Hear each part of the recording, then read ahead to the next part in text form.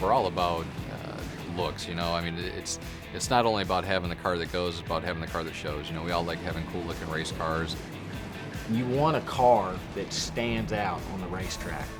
You want something that excites the fans and gets them, you know, thrilled about the look of the race car. And it's important to corporate America, it's important to the driver, it's important to the fans. And all three of those entities, you know, need to be excited by the way the car looks. It's more important today than it's ever been because of television and because of collectibles and die-cast and merchandising.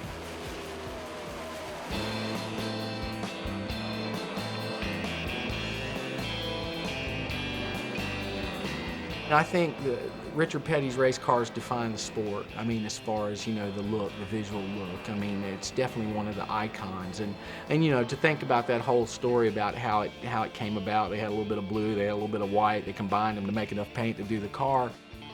We was getting ready to go to some race somewhere, and it was like 12 or 1 o'clock at night. And we had to paint the car. I mean, that had one car, and you done whatever you needed to do, and ours didn't mean anything. Got ready to paint the car. Didn't have enough paint the thing. We just poured it together and had about a gallon of paint. Had enough anyhow to paint the car. And then when we got through, said, "Hey, that ain't a bad color." And we remembered how much paint we had, and so then we went to Greensboro to the paint company and said, "Okay, mix us up some paint like this. This is a mixture we want." And all of a sudden, it was Petty Blue. It's become synonymous with Richard Petty, and it's a beautiful color. You know, it really is, and it stands out. And then when he added the fluorescent red to it in the STP days, I mean, what a great color combination. You know, it's really cool seeing a Cup car for the first time. For me, I can look back at God, I think it was early 70s when they first came north to Pocono. A friend of mine took me to Pocono, Pennsylvania, just to see him practice. We didn't have tickets to the race. And I can remember seeing Richard Petty's car roll in, and that was about the time that he got the STP sponsorship. So it was just like this day glow red and blue, and it was like, you know, it was like, man, look, you had seen Elvis. I don't know what the actual color is, but that's when I see that a color of that, I think of Petty Enterprises. And you think about those big wing Dodges that they ran, and but that's what Richard Petty was about. You know, you thought about STP and Petty Enterprises and Richard Petty winning races and championships.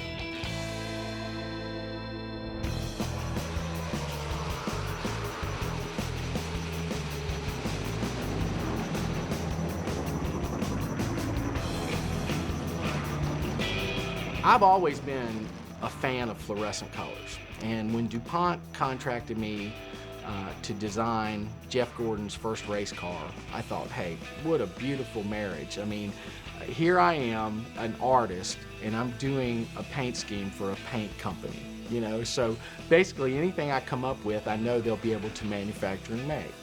And I thought it would be really important to project that race car as representing that DuPont could manufacture a rainbow of colors. So I kind of had this idea that I wanted to integrate, you know, the graphics of a rainbow in the car, and the whole design is built around the DuPont oval on the hood. I thought the guys in the body shop were going to kill me because the arcs, it's pretty easy to tape a straight line. It's a little more difficult to get an arc or a rainbow effect, and then there were several different colors on that race car, and fluorescent paints, which required a two-step process. So it was pretty involved, but when they rolled it out the first time and saw how it just jumped out and how beautiful it was, I mean, they really got excited about it. Great competitor, you know, kind of made multicolors cool in stock car racing. It was amazing the attention that paint scheme generated. Jeff Gordon coming into the sport, I mean, kind of defined a new role and kind of set the new pattern for race drivers. He was young and flashy, you know, and aggressive, and that car was so colorful and easy to land on in the track. I think it's had a big impact on the sport in the sense that it kind of showed fans and sponsors alike the importance of graphics on the race car. And when he hit that stride in that 24 car, it just seemed like all of a sudden those colors and him, they blended together, and all they meant was championships and wins. All of a sudden he was on a roll. And you knew that when they unloaded that race car,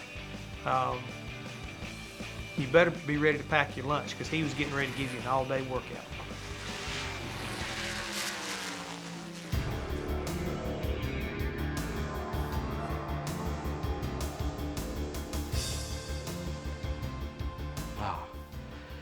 The definitive Cup car, I think. I mean, you know, Dale Earnhardt had a lot of success in a blue and yellow Wrangler car.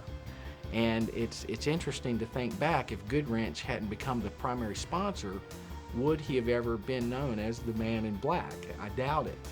But there's a perfect marriage of a paint scheme and a driver. That paint scheme just fit his image to the T. And I always tell people that when he put on that black helmet and crawled in that race car, he was Darth Vader. You know, and he was going to take no prisoners. He was going to go to the front. And there was a big concern because the Wrangler car was, you know, so bright and colorful, the bold yellows and blues, that when he ran the black race car, that, you know, maybe he's not going to be seen. Maybe the car's not going to show up. When Jim Goodwrench got on the car, they sent a paint scheme to us when they took the car over in '87 and said, let's paint it like this. And it was terrible. It looked like a brake box that you buy your brake disc in. It was blue and white, and it just didn't do anything for the looks or the track.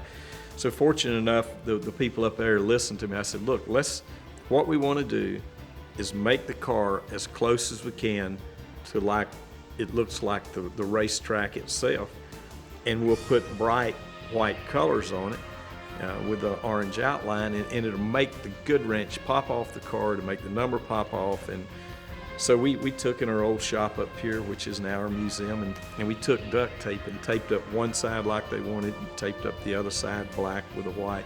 When they come down to look right off, they said, we'll go with your color. So that's kind of how the car ended up black with the white number 3s. Boy, look at this. They're still banging on each other. When he got behind the wheel of that black 3, it's like all of a sudden, I am the intimidator. Look at my car. My car tells you, beware. All you could see was the top of that steering wheel and 2 eyes behind that 3 car, and it was him. And you knew that either you had to get away from him or get out of his way. When you were racing against Dale, you'd wake up at night and have that black 3 in your mind, and you knew you were in for a battle with that car.